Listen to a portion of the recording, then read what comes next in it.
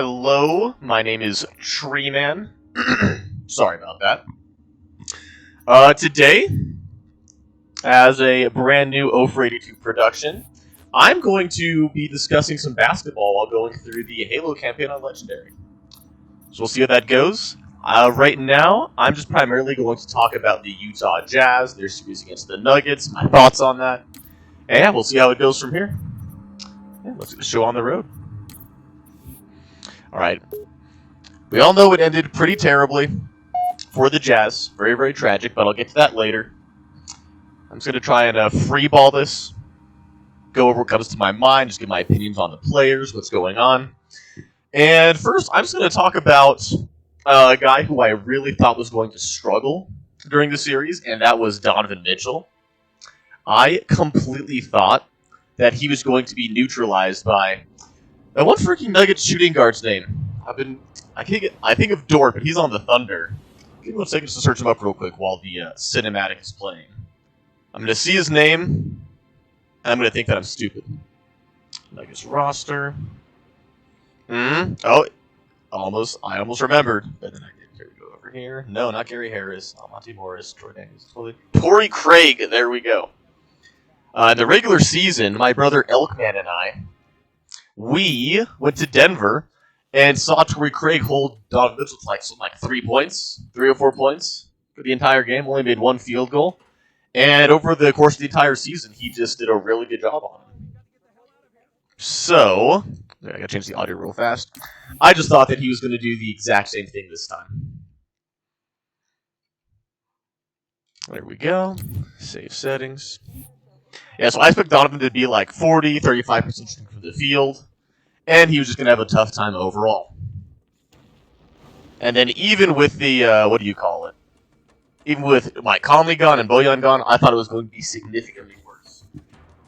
So when Donovan came out and scored 57, which was absolutely incredible, I thought it was going to be a one-off. We weren't going to see it again, anything like that. But, I mean, I think to end the series, he shot something like, where am I even going? Oh, yeah, I think it's the right way to go. I think he shot like over 50 from the field, over 50 from the free throw line. Oh, no, 50 from the three-point line, like 90-something from the free throw line. He just played absolutely incredible. Which is nuts because after Game 1, the Nuggets were doubling him and throwing a lot of more defensive pressure his way.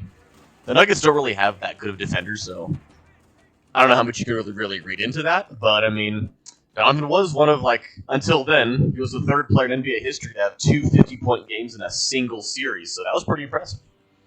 So that really renewed my faith in Donovan Mitchell going forward, that he can be a lead guy for our team.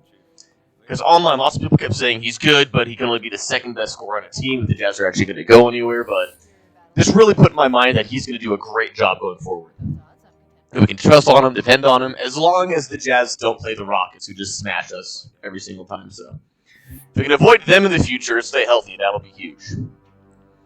But, yeah, Donovan Mitchell played great. And one other person that I was pleasantly surprised with for how well he played in the bubble was Mike Conley. During the entire season, I thought he played absolutely terrible, and I wanted him off the team. I thought he was a waste of money. He didn't... I mean, I guess he shot the ball kind of decently, but he only had good games when he shot the three really good. Anything else, and he was just terrible. What the... Oh my gosh. Here we go. So, when he came to the bubble, he started having good games without hitting a ton of threes, which was really good to see. I think Bojan Bogdanovic being injured really helped him to free himself up, feel more comfortable in the offense, do some things that he... Oh. Yep.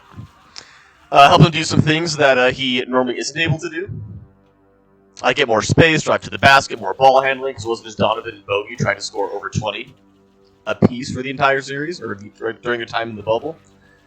So yeah, I think that had a lot to do with how Mike Conley was able to play and elevate his game. And of course, when he was gone in games 1 and 2, totally fine. You gotta go see your kid be born. Not an issue at all.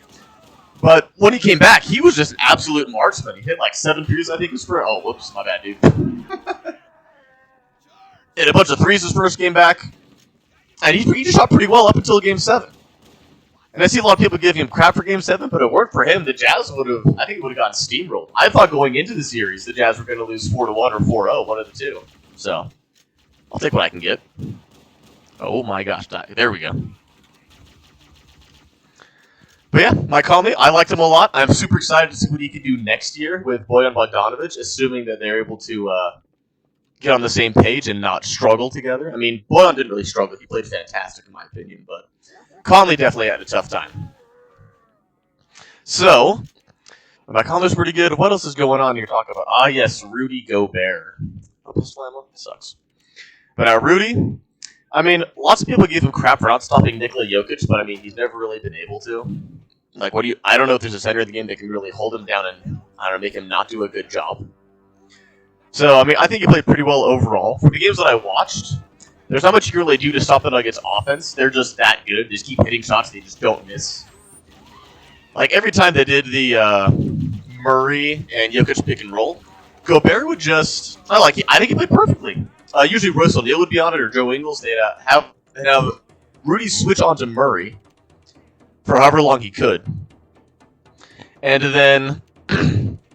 after a second, either Royce or Joe Ingles would rotate back over to him. Then Rudy would go back over to Jokic, who was usually open to the three-point line, which I think that's the right play call each and every time. I'll take Jokic taking a three because he's a 31% shooter on the season for that, so definitely not concerned about that at all. I think he did the right thing. That being said, he definitely got owned. He flopped an absolute ton throughout the entire series, which is not something that I exactly want to see. He did get hit a lot, but I mean, it's whatever. I do see a lot of Jazz fans, though, online crying for Rudy Gobert to get traded, which I think is absolutely insane.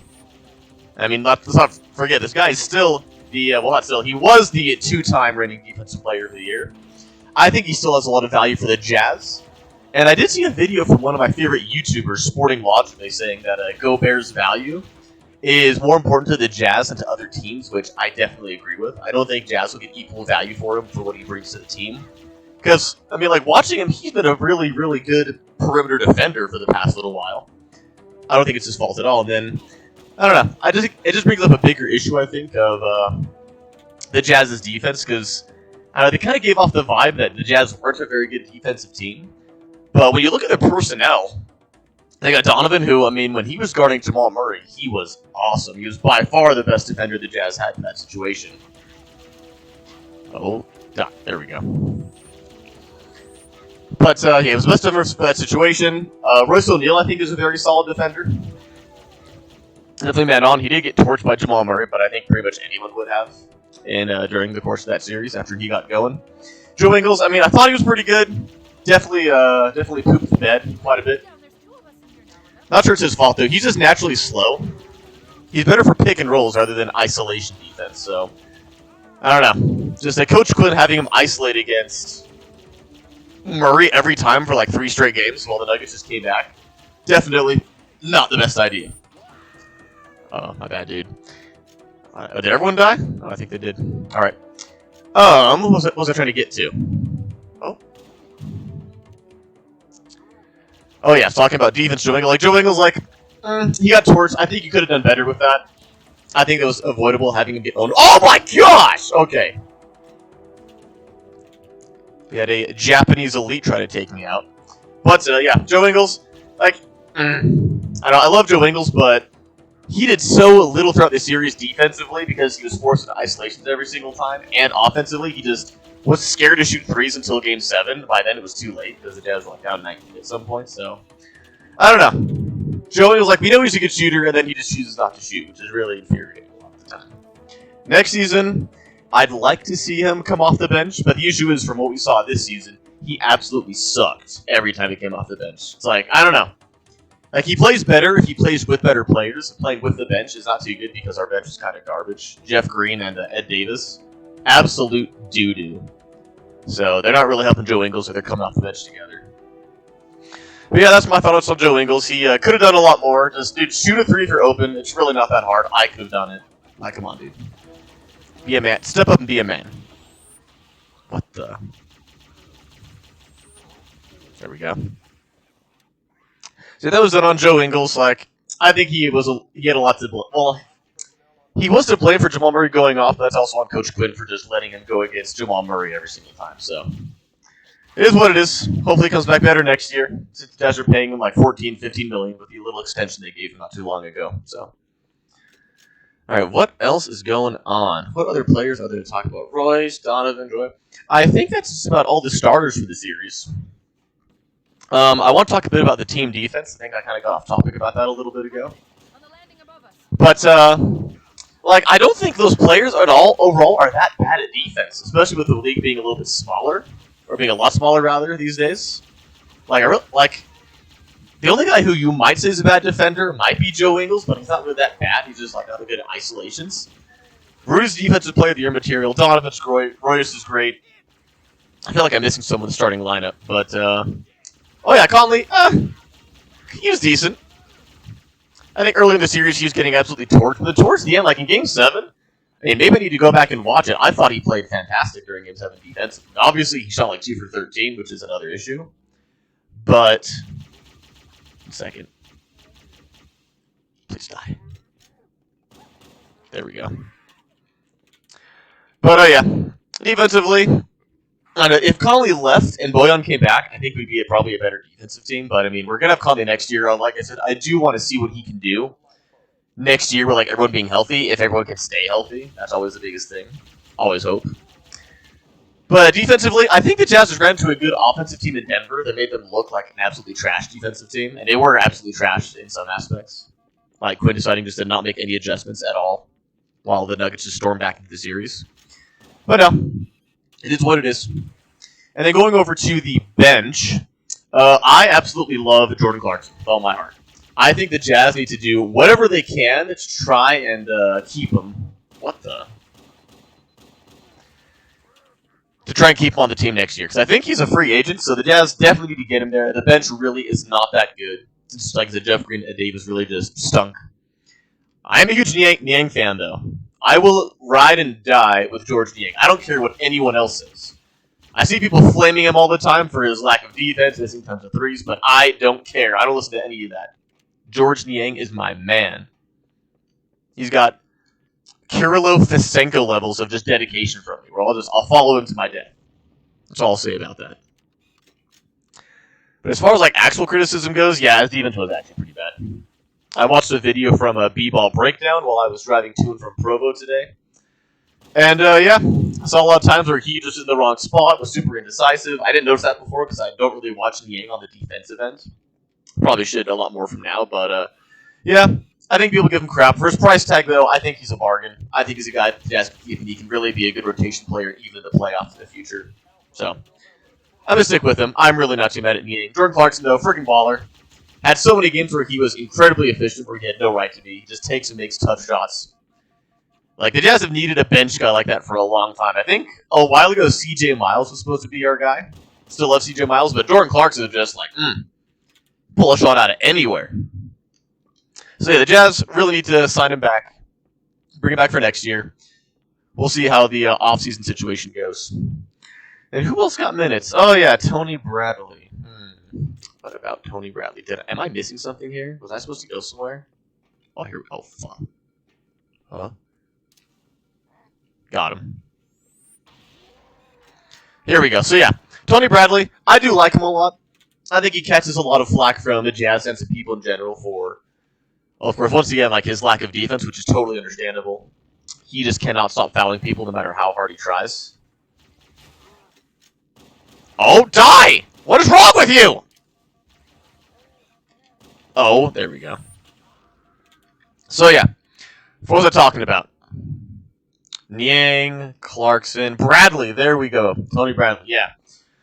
If he could just learn to not foul as much, I think he'd be a great backup. Offensively, you might even say he's almost as good as Gobert. I wouldn't say as good, but we've never seen Tony Bradley for Gobert's minutes play that much, so it's hard to really tell.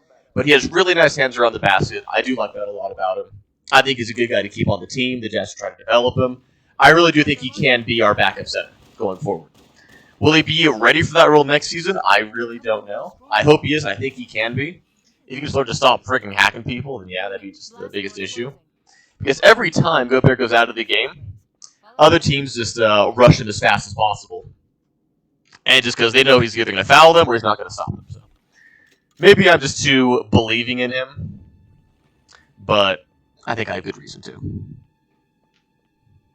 1 second, I feel like there's going to be a grunt around here somewhere. Oh. 1 second. There we go. I didn't do anything. So that was Tony Bradley. Juwan Morgan, I feel like he could have got more minutes in the series. Got a little bit shafted. I thought he did a great job. I'm excited to see what he can do more in the future. And then another player, Emmanuel Mudiay. I mean, throughout the season, I was a huge Mudiay fan. But then in the bubble, it's like he and my colleague decided to trade places for how they were playing, and he just played like absolute doo-doo. Absolutely terrible. I don't think I've seen a player play that bad in a long time. Wow, did I actually get all of them? I think I did. But yeah, no, Mudiay, I don't know, just wasn't efficient. He has some weird hits on his jump shot. I don't think he's ever going to get rid of it, which is odd. It reminds me of the Sixers, who messed up his jump shot and had a terrible free throw. Forget his name. Can't think of it right now. But you know who I'm talking about. But yeah, as far as what the Jazz could do next season, I would just say run it back. Because like even if the Nuggets were healthy with Will Barton and Gary Harris from the start, I think if Bojan was there, I think the Jazz probably would have taken the series without too much difficulty. No way they would have stopped him at any single point in time. Well, he didn't die? What? There we go. So yeah, Bojan comes back, signed Mitchell to a max extension. I think we read earlier that that's most likely going to happen, so totally down with it. Rudy, people giving him way too much flack for his gameplay. I think he played about as good as he could. Just going up against arguably the best center in the NBA, Nikola Jokic, and an offense as high-powered as the Nuggets, so people just giving too much crap for stuff that was really out of his control. I don't blame him for it. Jordan Clarkson, definitely need to sign him back. And next season, I don't know. It'll be interesting to see what the Jazz can do next season. I see another one of my YouTubers that I watch called Rusty Buckets. He just says, like, Gobert just needs to become a defensive monster again. That's not really that easy with the Jazz going with, like, 4 small guys. Like, having your backcourt be a 6-foot guard in Mike Conley and a 6'1" guard in Donovan Mitchell is really going to strain the defense for Rudy Gobert. Because they can try to contest, but if they contest, like, people get to shoot over them. And if they contest super hard, they'll just go by them every single time, and Gobert doesn't really have help defense like he does with Derek Favors coming from the weak side, or Derek guarding the main guy, Rudy coming from the weak side. It's a lot to ask for Rudy. Can he do it? I think he can if he gets angry enough and focused enough. He can definitely pull it off. But, yeah, biggest question is defense. Offense, Jazz will be totally fine. They'll be able to score with anyone. Almost no one will be able to stop the next season on that side of the ball. Because Bojan's great. No one's really going to have an answer for him. Did I stick him? I did. Wow, how about that? Where are you going? Oh, there we go. But yeah, defensively, it's going to be interesting. But they need to crack it like the top 10 of the defense. I don't know if they were that this past season, but it was rough. Watching the Nuggets run circles around them for 3 straight games to close the series, that was just rough for me to see. So, long story short, run it back, similar to when we just ran it back from 2018 to 2019. Totally fine with it. Yeah, hopefully just Bojan is the difference maker. I do think, like I said, Donovan Mitchell will be able to take the Jazz to the top as a top scorer. It just depends on the pieces around him and how they perform. We cannot have guys like Joe Ingles and Royce O'Neal passing up open threes during the playoffs and playing incredibly nonchalant when you're about to win the series. And just like, I don't know. Just when the Jazz were up 15 in the third quarter of Game 4, and they just put all their big guys on the bench, I just thought, oh no, this is exactly what we've been through a ton throughout the season. There's something else I wanted to talk about was how absolutely terrible the Jazz are at holding and maintaining leads. They are the worst at it. I can remember times against the Warriors, multiple times against the Warriors, who are absolute garbage without Stephen Curry. The Warriors, the Blazers did it where the Jazz would have 20-point leads, and within a matter of like less than 10 minutes, they gave it to either be almost tied or they'd only be up 1. And a lot of Jazz fans online, I've had a few arguments with them, in Reddit Utah Jazz specifically, where they say it's not a big deal. The Jazz are like 10-0 if they lead by 20 at any point during a game. They never lose when they're up 20. But that's not really the point. The fact that you so consistently give up 20-point leads is incredibly concerning. It means other teams know they can come back on you whenever they want to. And instead, in the playoffs, going against competent teams like the Denver Nuggets, that's going to make you pay. And we saw that in Game 5. Jazz were up 15, and just like they did every time during the regular season, they decided to take their foot off the gas pedal. They stopped playing defense, they stopped shooting aggressively, Jamal Murray brought the Nuggets back into the game, and the Jazz blew a 3-1 lead. So, fantastic stuff. What are you doing? Get away from me! Okay. What was I talking about? Oh, yes, the defense. So, yeah, it was really, I really didn't like seeing that. Also in game, was it game 6? I think in game 6, the Jazz jumped out to a huge 10-point lead. They hit a bunch of threes. They looked super, super cool doing it. And then it's the same thing. They just let the Nuggets back in the game. I know 10 points isn't a lot, but the Jazz are just the best team at giving up double-digit leads. So, definitely not something I ever want to see again. Crap. I hate fighting this guy right here. Fuck. There we go. Are you hiding behind this rock? Oh my gosh. Stop it. There we go. So yeah, next season, as far as like what I want to see change, I want to see Mike Conley play like he did in the bubble, much more comfortable, hitting a lot of shots, obviously hitting a lot of shots. He shot absolutely terribly to start the season, if anyone remembers that. But I want to see him, I don't know, be a more consistent option next to a Donovan Mitchell. A lot of people gave him a lot of crap for the way he played in Game 7, but I mean, I'm not going to give him crap for that. He played fantastic before that. He helped get us to the Game 7 by helping us win the Games 3 and 4. So, I'm not going to blame him too much. I thought he played great defense that entire game, so I'm not going to blame him for it. Other people that are pretty pissed at him, which is kind of understandable. I just disagree wholeheartedly with the way they see that. Other things I want to see, as far as defense goes, I don't know. It's going to be hard. A bunch of people are saying the Jazz need to get like a defensive stopper, which I thought was supposed to be Royce O'Neal, was supposed to be our new defensive stopper, but I guess maybe they don't see him as that anymore, just because he went up against a guy in Jamal Murray who no one can really stop at all if you just leave him on an island and don't double team him at all. So, I don't know. I think we're fine. How can the defense improve? I think I'd have to go back and watch the tapes. But I don't know, the way the league's evolving with all the spaced out people, Rudy Gobert is becoming a little bit more difficult to play. But I do trust in Quinn Snyder.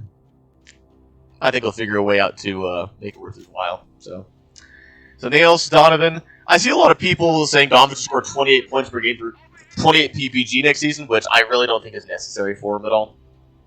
I think he can just like maintain his stuff, like rest himself, find his spots, get better at the game, focus on quality, not quantity. We'll be fine. He's able to pull that off. What the? There we go. Crap. Oh my gosh.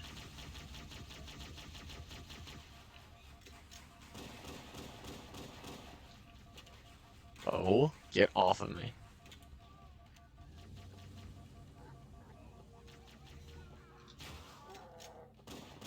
There we go. Where's the next one?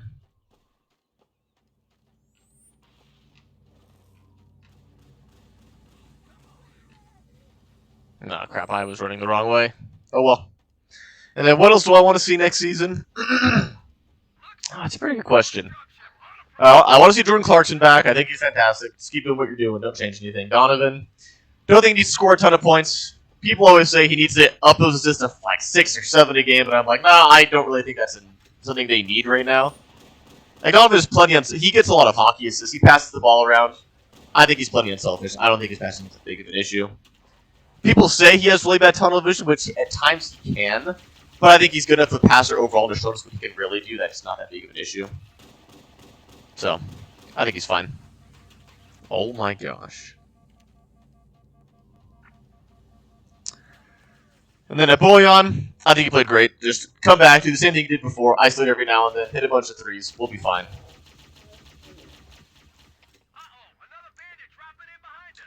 And what else with the Rudy Gobert? I mean, defensively, I know we've already gone over that. Offensively, not much you can get better at. I mean, catch the balls more, but I mean, I guess he's naturally not coordinated enough to catch every single ball like Tony Bradley can. If you could merge Gobert and Tony Bradley together, that would be an awesome NBA player right there. Not gonna happen though. So I mean, if Gobert can just catch the ball more, I think it'd be awesome. But what are you gonna do about it? So you, oh my gosh, you gotta be kidding me! But still, I think I'm gonna end the video right there.